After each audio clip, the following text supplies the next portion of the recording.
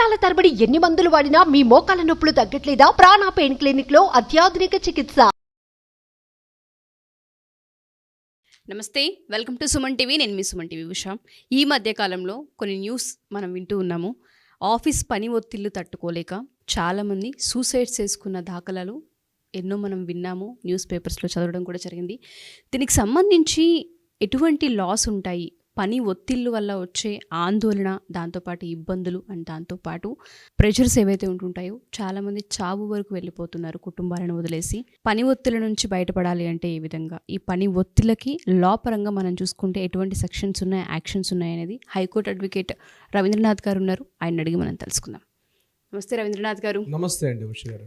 ఈ మధ్య కాలంలో స్ట్రెస్, యాంగ్జైటీ, ఈ టార్గెట్స్, ప్రెషర్ అని చెప్తూ ఉన్నారు. ఎలా చూడాలి అంటారు? ఎంప్లాయీస్ అందరికీ సంబంధించి యాక్ట్స్ ఏమన్నా ఉంటుంటాయా? పని ఒత్తిడి భరించలేనంతగా మనిషికి ఉన్నప్పుడు దాన్ని ఏ విధంగా చూడాలి?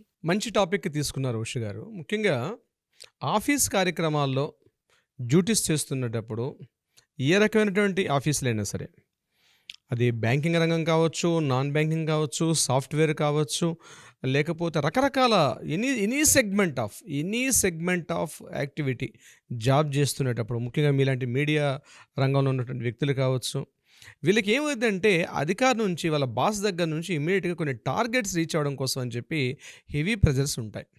చూడడానికి చాలా సింపుల్గా కనిపిస్తుంది, చాలా సిల్లీగా అనిపిస్తుంది, కానీ చాలా తీవ్రమైనటువంటి ఒక ఆక్షేపణీయం ఇది. అంటే చాలా బాగా ఎక్కువగా ప్రెషర్ ఫీల్ అవుతారు. కొంతమంది తట్టుకుంటారు, కొంతమంది తట్టుకోలేరు. అంటే వాళ్ళకు ఉన్నటువంటి daily commitments, monthly commitments, already ఒక జాబ్ జాయిన్ అవుతారు. సో సన్నగా ఆ జాబ్ మానేయడం వల్ల వాళ్ళు ఫేస్ చేయబోయే ప్రాబ్లమ్స్, ఈఎంఐలు కట్టుకోవాలి, మంత్లీ రెంటల్స్ కట్టుకోవాలి, అలాగే పిల్లల స్కూల్ ఫీజులు చెల్లించుకోవాలి, ఇంట్లో ఫ్యామిలీస్ని మెయింటైన్ చేసుకోవాలి, ఇంట్లో పెద్దవాళ్ళు ఉంటారు పేరెంట్స్, వాళ్ళకి కావాల్సిన మెడిసిన్స్, రకరకాల ఖర్చులు, ఇవి మనకు కనిపించే ఖర్చులు.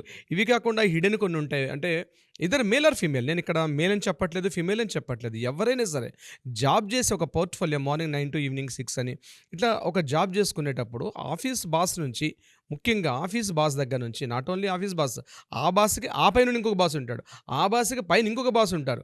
అంటే మేనేజర్ ఉంటారు, మేనేజర్ పైన మరొక మేనేజర్ ఉంటారు, ఆర్ఎం ఉంటారు, బిఎం ఉంటారు, రీజనల్ మేనేజర్ ఉంటారు. ఇలా ఒక సెగ్మెంట్, ఇదంతా కూడా ఒక హీరార్కీ అంతా కూడా నడుస్తూ ఉంటుంది. ఇందులో ఒకరి మీద ఉన్న స్ట్రెస్ మరొకరికి, మరొకరి మీద ఉన్న స్ట్రెస్ మరొకరికి, ఇది కంటిన్యూ పాస్ ఆన్ అయితే చివరికి ఏమైందంటే అవుట్పుట్ కరెక్ట్గా ఇవ్వకపోతే ఆ వస్తున్నటువంటి ప్రెషర్స్, మనం భరించలేటువంటి పెయిన్ ఫేస్ చేస్తున్న వాళ్ళు చాలా మంది ఉన్నారు. దానివల్ల తెలియకుండానే ఒక మానసిక వైకల్యం, అనారోగ్యాలు వస్తాయి. డాక్టర్ దగ్గరికి పోలేదు, బయటకు కనిపించడు. డిప్రెషన్, స్ట్రెస్ అనేది బయటకు కనిపించదు. ఇప్పుడు చేతికి గాయం తగిలితే బయటకు కనిపిస్తుంది, లేకపోతే ఏదైనా వ్యాధి ఉంటే హాస్పిటల్కి వెళ్తే కనిపిస్తుంది. కానీ ఈ మానసిక వైకల్యం, మానసిక అనారోగ్యం అన్నది ఏదైతే ఉందో, ఇది మనకి మందులతో బయటికి, దానికి బహుశా టెస్టులు కూడా మనకి బయట కనబడవు, కానీ ఎంతో స్ట్రెస్గా గురవుతున్నాడు. ఈరోజు ముఖ్యంగా నగర జీవితాల్లో, ముఖ్యంగా విలేజ్ పక్కన పెడితే, ఇప్పుడు ఉన్నటువంటి ఈ సోఫిస్టికేటెడ్ సొసైటీలో ఈ ప్రతిరోజు అప్పులతో ఉన్నటువంటి లైఫ్ని ట్రావెల్ చేస్తున్నాడు. మంత్లీ వచ్చే ₹1,00,000 జీతం ఉంటే ఈ ₹1,00,000 more than 80 to 90% saving part పక్కన పెడితే ఈఎంఐలు కట్టుకోవడానికే సరిపోతుంది. అంటే ఒక సగటు, ఒక సాధారణ, ఒక వేతన జీవి అంటాం మనం, అతను పడుతున్నటువంటి ఆర్థిక ఇబ్బందులు ఒకవైపు కనిపిస్తున్నాయి. ఆర్థిక ఇబ్బందులు, తన పైనుంచి బాస్ నుంచి ఒకే రకమైన ఒత్తిడి, పని ఒత్తిడి, కంటికి కనిపించిన ఒత్తిడి, చేయకపోతే చీవాట్లు, రకరకాల హెరాస్మెంట్స్, అదేవిధంగా టార్గెట్స్ లేకపోతే ఆయనకి కావాల్సిన గ్రాట్యుటీ కావచ్చు, లేకపోతే ఇంకొక రకమైన ఏవైతే ప్రోత్సాహకాలు ఉంటాయో ఆ ఎంకరేజ్మెంట్స్ అవి ఇవ్వకుండా రకరకాలుగా టార్చర్స్ ఉంటాయి. వాడు మార్నింగ్ 9:30కి వెళ్ళాలంటే నేను ఏదైనా ఎక్కడ జైలుకి వెళ్తున్నానన్న బాధలో వెళ్ళినటువంటి చాలామంది మా దగ్గరికి వచ్చే క్లయింట్స్ చాలామంది చెప్తూ ఉంటారు, సార్ ఇంత టార్చర్ అనిపిస్తున్నాం సార్, మేము ఎట్లా చేయాలి మాకు అర్థం కావట్లేదు, గట్టిగా మాట్లాడితే జాబ్ తీసేస్తారేమో భయం. ఎగ్జాక్ట్లీ, చాలా మంది ఎంప్లాయీస్కి ఏముంటుందంటే, పోనీ ఎదురు మాట్లాడితే జాబ్ పోతుందేమో అని భయం, టార్గెట్స్ రీచ్ అవ్వకపోతే శాలరీ కట్ అవుతుందేమో అని భయం, 2 days రెస్ట్ తీసుకుందాము అంటే అనుకున్న ప్యాకేజ్ రాకపోతే ఇంట్లో అవసరాలు తీరవనే భయం. ఇలా ఎప్పటికప్పుడు ఏదో ఒక ఎమోషన్ స్ట్రెస్కి గురి చేసి ఆ ఇబ్బంది పడుతూనే ముందుకెళ్లాల్సిన పని కనిపిస్తూ ఉంటుంది. బాధ్యతగా తన పని తను చేసుకుంటూ ఈ స్ట్రెస్ రిలీఫ్ పొందడానికి యాక్ట్స్ ఉంటాయా సార్? మెన్ ఆర్ ఉమెన్ పక్కన పెడితే ఎవరికైనా ఒక యాక్ట్ ఉంది. యాక్చువల్ 1946లోనే యాక్ట్ చేశారు. దీని తర్వాత 2013లో దీన్ని రీమోడిఫై చేశారు యాక్ట్ని. దీన్ని వర్క్ ఫోర్స్ యాక్ట్ అని అంటారు, లేకపోతే ఇండస్ట్రియల్ ఎంప్లాయ్మెంట్ యాక్ట్ 2013 అని చెప్తారు దీనికి సంబంధించి. అంటే ఈ యాక్ట్‌లో ఏముంటుంది, దీని డీటెయిల్స్ ఏంటి అంటే, ఒక ఉద్యోగి తన ఎంప్లాయ్మెంట్ చేస్తున్న ఉద్యోగి ఏదైతే ఉంటాడో మినిమమ్ ఒక 100 మంది సభ్యులు ఉన్నటువంటి సంస్థ కావచ్చు, అంతకన్నా తక్కువ కావచ్చు. అక్కడటువంటి వీళ్ళకి కొన్ని రైట్స్ ఉంటాయి. ప్రతి ఎంప్లాయ్‌కి కొన్ని రైట్స్ ఉంటాయి. ముఖ్యంగా ఇటువంటి ఏదైనా సమస్యలు ఫేస్ చేస్తున్నప్పుడు ముందుగా చేయాల్సింది ఏంటంటే, అక్కడున్న హెచ్ఆర్‌కి ఇమ్మీడియేట్‌గా ఇన్ఫార్మ్ చేయాలి. ఒక రిటర్న్ స్టేట్మెంట్ ఇవ్వాలి. రాసి ఇవ్వాల్సి వస్తుంది. ఒక రిటర్న్ స్టేట్మెంట్ అయితే ఫస్ట్ ముందు ఇవ్వాల్సి వస్తుంది. రిటర్న్ స్టేట్మెంట్‌లో యాక్సెప్టెన్స్ ఇచ్చారా, ఓకే. అక్కడ డిసిప్లినరీ కమిటీ ఉంటుంది. ప్రతి ఆఫీస్‌కి ఒక డిసిప్లినరీ కమిటీ పెట్టుకోవాలి కంపల్సరీ. అంటే రూల్స్ ప్రకారం చెప్తున్నాను. ఈ యాక్ట్ ప్రకారం రూల్స్ ఏంటంటే, ప్రతి ఆఫీస్‌లో కొన్ని స్టాండర్డ్స్ మెయింటైన్ చేయాలి. ఆ స్టాండర్డ్ రూల్స్ అండ్ రెగ్యులేషన్స్ ప్రకారం నేను కొన్ని మీకు చెప్తాను. ఫస్ట్ ఏంటంటే, ఒక ప్రొసీడింగ్స్ ఉంటాయి. కొన్ని స్టాండర్డ్స్ మెయింటైన్ చేయాలి ప్రతి సంస్థ కూడా. ఏంటి, first one is the standard orders ఉండాలి. ఏంటి స్టాండర్డ్ ఆర్డర్స్ అంటే, ఎంతమంది ఎంప్లాయీస్ ఉన్నారో ఆ ఎంప్లాయీస్‌కి కావాల్సిన టైమింగ్స్‌తో సహా ఎవ్రీథింగ్. ఒక 100 మెంబర్స్ ఉన్నారండి ఫర్ ఎగ్జాంపుల్ నేను చెప్తున్నాను. ఈ 100 మంది తాలూకా ఎంప్లాయ్మెంట్ తాలూకా టోటల్ డైరెక్టరీ అనేది ఒకటి మెయింటైన్ చేయాలి. ఇందులో గ్రూప్ లీడర్స్ ఉన్నారా, టీమ్ లీడర్స్ ఉన్నారా, టీమ్ లీడర్స్ పైన ఉన్నటువంటి మేనేజర్స్ ఎవరు ఉన్నారు, ఆ మేనేజర్స్ తాలూకా యాక్టివిటీ ఏంటి, నేచర్ ఆఫ్ వర్క్ ఏంటి, ఏ ప్రొసీడింగ్స్ ప్రకారం చేయాలని చెప్పి ఒక స్టాండర్డ్ ఫార్మాట్ అనేది మెన్షన్ చేయాల్సి వస్తుంది. Number 2, appointment letters. ప్రతి ఉద్యోగి కూడా తన జాబ్లో జాయిన్ అయ్యేటప్పుడు లీగల్గా ఖచ్చితంగా అపాయింట్మెంట్ లెటర్ తీసుకోవాలి.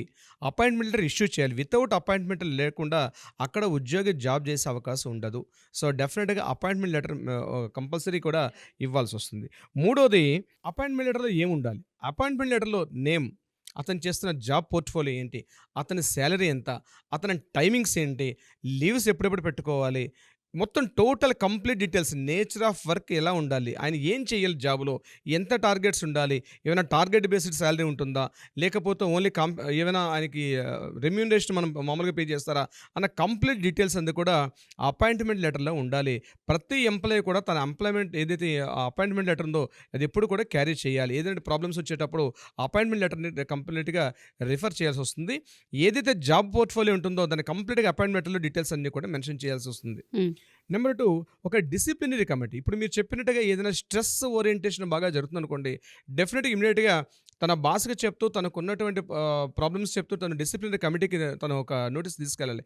హెచ్ఆర్కి ఎట్లా చెప్తారో హెచ్ఆర్ ఆధ్వర్యంలో ఒక డిసిప్లినరీ కమిటీ ఉంటుంది. ప్రతి ఆఫీసు మ్యాండేటరీ మెన్షన్ చేయాల్సిందే. అందులో డిసిప్లినరీ కమిటీకి అది మేల్ కావచ్చు, ఫీమేల్ కావచ్చు, ఎవరికైనా ఇక్కడ రెస్పెక్ట్ ఆఫ్ జెండర్ ఖచ్చితంగా తీసుకెళ్ళిన డిసిప్లినరీ కమిటీలో ఒకటి అతనికి వచ్చిన ప్రాబ్లం ఏమైతుందో దాని గురించి మాట్లాడుకోవాలి. Disciplinary committee is it right are wrong, ఏం జరిగింది, రైట్ ఆర్ రాంగ్ అని అక్కడికక్కడ ఆ డిసిప్లినరీ కమిటీలో మాట్లాడుకోవాల్సిన అవసరం అయితే ఉంటుంది. మూడోది, ఫెయిర్ ట్రీట్మెంట్. ఫెయిర్ ట్రీట్మెంటే షార్ట్గా ఉన్నావా, పెద్ద పొడుగ్గా ఉన్నావా, తెల్లగా ఉన్నావా, నల్లగా ఉన్నావా, లేకపోతే మేలా ఫిమేలా, ఇటువంటి జెండర్ ఈక్వాలిటీస్ కానీ ఎటువంటి అన్ఈక్వాలిటీ ఏమి లేకుండా కంప్లీట్గా అంటే ఫెయిర్ ట్రీట్మెంట్ అనేది కంప్లీట్గా ఉండాలి. అటు కొంతమంది రకరకాలుగా టీచ్ చేస్తుంటారు, రకరకాల కామెంట్స్ చేస్తుంటారు, మెసేజ్ అమ్మాయిలు కావచ్చు అబ్బాయిలు కావచ్చు ఒకరొకరు కామెంట్స్ చేసుకోవడం, ఇట్లాంటివి లేకుండా ఫెయిర్ ట్రీట్మెంట్ అనేది కంప్లీట్గా ప్రొవైడ్ చేయాల్సి వస్తుంది.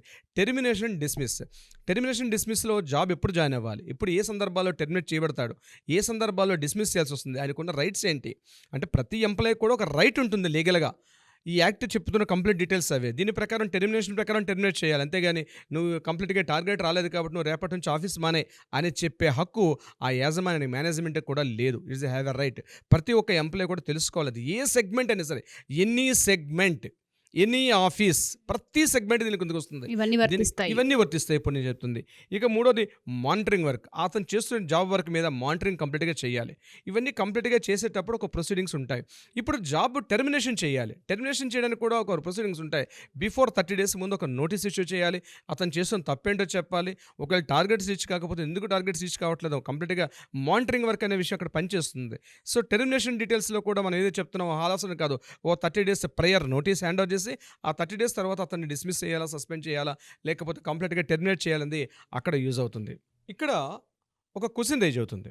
అంటే సార్ ఎంప్లాయ్మెంట్ అన్నారు కాబట్టి అపాయింట్మెంట్ లెటర్ ఉండాలి కాబట్టి ఈ ప్రొసీడింగ్స్ ప్రకారమే ఉంటుందా? లేదండి. కాంట్రాక్ట్ ఎంప్లాయీస్ కూడా ఈ యాక్ట్ వర్తిస్తుంది. అంటే కాంట్రాక్ట్ బేస్ మీద తీసుకుంటారు. ఒక టైం టెన్యూర్ వరకు, 3 months 6 months అని కాంట్రాక్ట్ బేసిస్లో ఉంటున్న ఎంప్లాయీ కూడా ఇవే రూల్స్ అండ్ రెగ్యులేషన్స్ వర్తిస్తాయి. వాళ్ళు కూడా ఒక లెటర్ ఇస్తారు. కాంట్రాక్ట్ బేస్లో ఉన్న పర్సన్ కూడా ఒక లెటర్ ఇస్తారు. ఆ కాంట్రాక్ట్ బేస్లో పర్సన్ కూడా ఇప్పుడు నేను చెప్పిన రూల్స్ అండ్ రెగ్యులేషన్స్ అక్కడ కాంట్రాక్ట్ బేస్లో ఉన్నవాడు కూడా యాజ్ ఇట్ ఈస్గా వర్తిస్తాయి. ఈవెన్ అక్కడ కూడా ఏమైనా డిస్క్రిమినేషన్ కానీ లేకపోతే ఎనీ ప్రాబ్లం రేజ్ అయినప్పుడు కూడా డెఫినెట్గా చెప్పాల్సి వస్తుంది. ముఖ్యంగా టార్గెట్స్ ఓరియంటేషన్. నువ్వు ఈ టైంలో ఈ టార్గెట్స్ చేయకపోతే, లేకపోతే ఇంత కలెక్షన్ తీసుకొని రాకపోతే, లేకపోతే ఇంతమంది కస్టమర్స్ను కాంటాక్ట్ చేయకపోతే, ఇట్లాంటివన్నీ కూడా ఎటువంటి సమస్యలు వచ్చినా సరే డెఫినెట్గా లీగల్ చట్టాలు ఉన్నాయి. ఇమ్మీడియట్గా ఆ కాంటాక్ట్ చేసుకోగలిగితే డెఫినెట్గా అతనికి లీగల్ రెమెడీ అయితే వస్తుంది. దీని మీద ఎవరూ భయపడాల్సిన అవసరం అయితే లేదండి. చాలామంది మాట్లాడుతూ ఉంటుంటారు సార్, స్ట్రెస్ని భరించలేకపోతూ ఉన్నాము, జాబ్ పోతుందేమో అని. ప్రైవేట్ ఉద్యోగులకైనా గవర్నమెంట్ ఉద్యోగులకైనా ఎవరికైనా సరే మీరు చెప్పిన ఈ రూల్స్ ప్రతి ఒక్కటి వర్తిస్తుంది అని చెప్పొచ్చా? 100%. నాట్ ఓన్లీ గవర్నమెంట్ ఎంప్లాయ్ ఎక్కడ మెన్షన్ చేయలేదండి. ఈ యాక్ట్ ఏం చెప్తుందంటే 2013 యాక్ట్ ఏదైతే ఇప్పుడు ఎంప్లాయ్మెంట్ యాక్ట్ ప్రకారం చెప్తున్నాను, ఈ యాక్ట్ అందరికీ వర్తిస్తుంది. టోటల్గా వాళ్ళకి రైట్ ఉంటుంది. ఒక ఎంప్లాయ్కి పనిచేసే రైట్ ఉంటుంది. రీసెంట్గా దీని మీద నేను మీకు మరికొంత డీటెయిల్గా చెప్పాలనుకుంటే ఒక వీడియో కూడా చేద్దాము ఉష గారు. రైట్ టు డిస్కనెక్ట్ అని కొత్తగా ఒక యాక్ట్ వచ్చింది. రైట్ టు డిస్కనెక్ట్ దాని పేరు. దాని అర్థం ఏంటంటే working hours morning 9 to evening ఎప్పుడైతే 5 ఉంటుంది, ఈ ఈవినింగ్ 5 తర్వాత బాస్ ఫోన్ చేసే రైట్ కూడా లేదు. ఎంత పెద్ద ఆఫీసర్ అయినా సరే. That is called right to disconnect అని రీసెంట్గా ఆస్ట్రేలియాలో ఒక యాక్ట్ ఇంప్లిమెంట్ అయింది. మిగిలిన యూరోపియన్ కంట్రీస్, అమెరికన్ కంట్రీస్ కూడా దీని మీద ఆల్రెడీ స్టార్ట్ చేశారు. ఒక యాజిటేషన్ చాలా ఉధృతంగా నడుస్తుంది. ఫస్ట్ నాకు తెలిసి ఆస్ట్రేలియా రీసెంట్గా ఒక 1 week back right to disconnect అనేది ఇంప్లిమెంట్ చేశారు. మోస్ట్ ఇండియాలో కూడా వచ్చే అవకాశం ఉంటుంది. అంటే ఏంటి, బాస్ ఆఫ్టర్ 5 వర్కింగ్ అవర్స్ తర్వాత ఈ ఎంప్లాయీకి ఫోన్ చేసే అధికారం లేదు. ఎటువంటిదైనా ఒక SMS పెట్టే రైట్ లేదు, ఒక ఫోన్ చేసే మెసేజ్ లేదు, ఎటువంటి కూడా చేయకూడదు. మళ్ళీ ఆఫీస్ వర్కింగ్ వెళ్తే కానీ మళ్ళీ డ్యూటీ ఉంటుంది. దీనికి సంబంధించి రైట్ టు డిస్కనెక్ట్ అంటే దీన్ని చాలా తరోగా పెద్ద పెద్ద మేధావులు చాలామంది కూర్చొని వర్క్ చేస్తారు. దీనివల్ల ఇలా వర్కింగ్ అవర్స్ అయిపోయిన తర్వాత కూడా ముఖ్యంగా ఫోన్స్ అన్నవి, ఈ ల్యాప్టాప్స్ అని ఎప్పుడైతే వచ్చాయి, మెయిల్స్ సౌకర్యం ఎప్పుడు వచ్చిందో, ఇవి ఇంటికి వెళ్ళిన తర్వాత కూడా మళ్ళీ టార్చర్ చేయడం మొదలు పెడతారు. ఎగ్జాక్ట్ నువ్వు 5 o'clock డ్యూటీ అయిపోయింది, ఇంటికి వెళ్తాడు. ఇంట్లో ఫ్యామిలీతో కూర్చొని మాట్లాడుతున్నప్పుడు నైట్ 8 o'clock కూడా ఫోన్ చేసి నువ్వు ఎందుకు చేయలేదు, రేపు మార్నింగ్ ఎట్లా ఉంటుంది, ఈ టార్గెట్స్ ఉంటుందని. రైట్ టు డిస్కనెక్ట్ అంటే నీకు 5 అయిపోయిన తర్వాత you have to disconnect your activity అని చెప్పి ఒక యాజిటేషన్ స్టార్ట్ అయింది. ఇది ఆస్ట్రేలియా ఇంప్లిమెంట్ అయింది. బహుశా ఇండియాలో కూడా వచ్చే అవకాశం ఉంటుంది. అయితే అటువంటి యాక్ట్ అయితే మనకి ఇండియాలో లేదు. దీని మీద ఇప్పుడిప్పుడే రీసెంట్గా బాంబేలో ఒక యాక్టివిటీ స్టార్ట్ అయింది. అదేవిధంగా కొంత సాఫ్ట్వేర్ కంపెనీ స్టార్ట్ అయింది. ఇది నిజంగా వస్తే మాత్రం మనం కూడా ఆహ్వానించదగ్గ విషయమే. చాలా వరకు రిలీఫ్ అవుతుంది. అంటే నైట్ తనకంటూ ఒక పర్సనల్ లైఫ్ ఉంటుంది. పర్సనల్ లైఫ్ని కూడా కోల్పోయి కంప్లీట్గా తను ఈ వర్క్ని చేయాలంటే టఫ్ సిచ్యుయేషన్ అనే చెప్పాలి. టఫ్ సిచ్యువేషన్ అండి. ఇది చాలా ప్రాబ్లం వస్తుంది. ఇంకొకటి ఏంటంటే ఎంప్లాయీస్కి ఎవరైనా ఇట్లాంటి ప్రాబ్లమ్స్ అని వస్తే కూడా ఇంకొక యాక్ట్ కూడా ఉంది. That's called mental health act అనేది ఉంటుంది. అంటే మానసికంగా తెలియని ఒక వ్యాధి ఉంటుంది. ఆ యాక్ట్ కూడా ఉంది. 2017లో యాక్ట్ వచ్చింది. అంటే మెంటల్గా టార్చర్ చేస్తుంటే మానసికంగా కూడా వేధింపులకు గురైతే కూడా ఎంప్లాయీస్కి ఒక యాక్ట్ కూడా ఉంది 2017. అయితే నేను చెప్పేది ఏంటంటే ఈ వేదిక ద్వారా మీకు ఉష గారు, ఎవరైనా అట్లాంటి సమస్యలతో బాధపడే వాళ్ళు ఉంటే డెఫినెట్గా అప్రోచ్ అయితే దానికోసం మీ జాబ్ పోతుందనో మరొకటి భయపడాల్సిన అవసరం లేదు. మీకు ఒక రాజ్యాంగం ద్వారా మీకు సంక్రమించిన చట్టాలని పొందాల్సిన హక్కు మీకుంది. ఒక భారతీయ పౌరుడిగా మన హక్కును మనం పొందే హక్కు ఉంది మనకి. You have a right. ఎవరన్నా ఇన్ఫ్లుయెన్స్ చేయాల్సిన అవసరం లేదు. మన హక్కుని, మన చట్టాలని, మన కోర్టుల మీద గౌరవం ఉంది. ఇప్పటికీ చట్టాలు ఉన్నాయి, కోర్టులు ఉన్నాయి. ఎవ్వరూ విశ్వసనీయత కోల్పోవాల్సిన అవసరం అయితే లేదు. అయితే చాలామంది యూత్కి తెలియట్లా. డెఫినెట్గా అప్రోచ్ అయితే మీరు ప్రాబ్లంలో ఉన్నారని, ఇప్పుడు ప్రాబ్లం ఉందని తెలిస్తే కదండి అప్రోచ్ అవుతాం. సో మమ్మల్ని అప్రోచ్ అయితే డెఫినెట్గా దానికి కావాల్సిన రెమెడీ అయితే ఇవ్వగలుగుతాం. ఆ విషయంలో మేము చాలా వరకు చేస్తున్నాం, చాలా యాక్టివిటీస్ కూడా. దీనికి సంబంధించి ఎవరైనా ముందుకు వస్తే కూడా మనం చేయడానికి అవకాశం డెఫినెట్గా ఉంటుంది. సార్, ఎవరైతే మా ఈ వీడియో చూస్తూ ఉంటుంటారో, ఎంప్లాయ్మెంట్ ఎవరికైతే పొంది ఉంటుంటారో వాళ్ళందరూ కూడా స్ట్రెస్ అండ్ యాంగ్జైటీలకు గురయ్యి జాబులు మానేస్తే ఫ్యామిలీ సిచ్యుయేషన్ ఏమవుతుందో అన్న ఆందోళనకు కనుక దిగి చాలామంది సూసైడ్స్ చేసుకున్న ఘటనలు మనం చూస్తూనే ఉన్నాం.